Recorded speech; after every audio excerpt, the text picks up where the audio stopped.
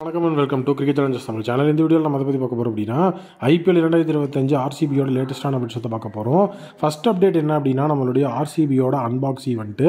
So totally ஆர்சிபியோட unbox event இந்த 2025 வருஷத்தில் நடக்குமா நடக்காதாங்கிற மிகப்பெரிய குழப்பம் தான் நமக்கு இருந்துகிட்டு இருந்தது. ஏன்னா பிசிசிஐயோட பெர்மிஷன் அப்படிங்கிறது கிடைக்கிறது ரொம்ப கஷ்டம் அப்படிங்கிற மாதிரிலாம் பேசிகிட்டு இருந்தாங்க. பட் இப்போது பெர்மிஷன் அப்படிங்கிறதுல எந்த பிரச்சனையும் இல்லாமல் கிடச்சி. ஸோ மார்ச் 17 வந்து பார்த்திங்கன்னா ஆர்சிபியோட அன்பாக்ஸ் ஈவெண்ட் இருக்குது. ஸோ டோட்டலி இந்த இடத்துல வந்து அந்த ஒரு டேட்ஸை வந்து அவங்க மிகப்பெரிய லெவலில் வந்து ஒரு சீக்ரெட்டாக வச்சுட்டு இருந்ததுக்கான ரீசன் என்ன அப்படின்னா ஆர்சிபி உமன்ஸ் அவங்களுடைய WPLோட ஃபஸ்ட்டு 2 மேட்சஸாக செம சூப்பராக ஆரம்பித்தாங்க. ஸோ இந்த தடவையும் வந்துட்டு ஆர்சிபி உமன்ஸ் வந்து ஃபைனல் போய் அந்த இடத்துல கப் அடித்தாங்க அப்படின்னா ஆர்சிபி உமன்ஸ்க்கு வந்து பார்த்திங்க அப்படின்னா ஆர்சிபியோட அன்பாக்ஸ் ஈவெண்ட்டில் ஒரு சின்ன கௌரவம் கொடுக்கணும் அப்படிங்கிறதுக்காக தான் அவங்க இருந்தாங்க. பட் ஆனால் அடுத்த 4 மேட்ச்சில் ஹோம் மேட்சஸில் தொடர்ந்து தோல்வியை தழுவி ஆர்சிபி உமன்ஸ் இப்போ மிகப்பெரிய லெவலில் பின்னுக்கு தள்ளப்பட்டிருக்கிறாங்க. ஸோ அதனால் இப்போ எந்த விதமான டிலேவும் இல்லாமல் மார்ச் 17 அப்படிங்கிற இடத்துல வந்து பார்த்திங்கன்னா அன்பாக்ஸ் ஈவெண்ட் அப்படிங்கிறத பிளான் பண்ணிட்டாங்க. ஃபஸ்ட்டு வந்துட்டு மார்ச் 12 அப்படிங்கிறது தான் வந்துட்டு டேட்டா இருந்தது. ஸோ அதுக்கப்புறம் WPL சப்போஸ் வந்துட்டு ஆர்சிபியோட உமன்ஸ் வந்து கப் ஜெயிச்சா ஸோ அந்த இடத்துல என்ன பண்ணுறது, இல்லை ஃபைனல்ஸ்க்கு போயிட்டாங்க அப்படின்னாலும் அந்த இடத்துல வந்து நம்ம வந்து அதெல்லாம் சொல்லி ஆகணும் அப்படிங்கிறதுக்காக இப்போது மார்ச் 17க்கு மூவ் பண்ணிட்டாங்க. ஸோ இப்போவுமே ஆர்சிபி உமன்ஸ் வந்து நல்லா பெர்ஃபார்ம் பண்ணி ஃபைனல்ஸை ரீச் பண்ணி அந்த இடத்துல ஒரு வின் அப்படிங்கிறது கொண்டு வந்தாங்கன்னா அந்த அன்பாக்ஸ் ஈவெண்ட்டில் ஆர்சிபியோட அந்த உமன்ஸ் டீமுக்கு ஒரு மிகப்பெரிய அஜெண்டா அப்படிங்கிறத வந்து கொடுக்கறதுக்கு நிறைய வாய்ப்பு இருக்குது. ஸோ டோட்டலி இங்கே அன்பாக்ஸ் ஈவெண்ட் அப்படிங்கிற அந்த ஒரு விஷயத்துலேருந்தே நமக்கு நிறைய விஷயத்தை தெளிவுபடுத்திட்டாங்க.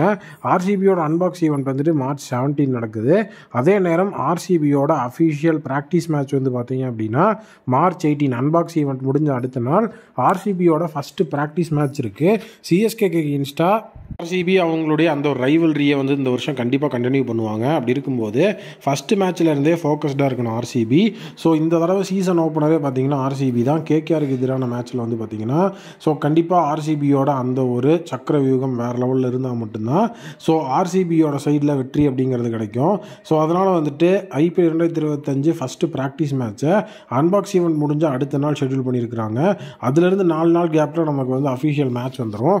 ஸோ இந்த ப்ராக்டிஸ் மேட்ச்சில் தான் வந்து பார்த்திங்க அப்படின்னா யார் யார் என்னென்ன ரோலை வந்து டேக் ஆன் பண்ண போகிறாங்க அப்படிங்கிற நிறைய விஷயங்கள் வந்துட்டு அந்த இடத்துல இருக்க போகுது.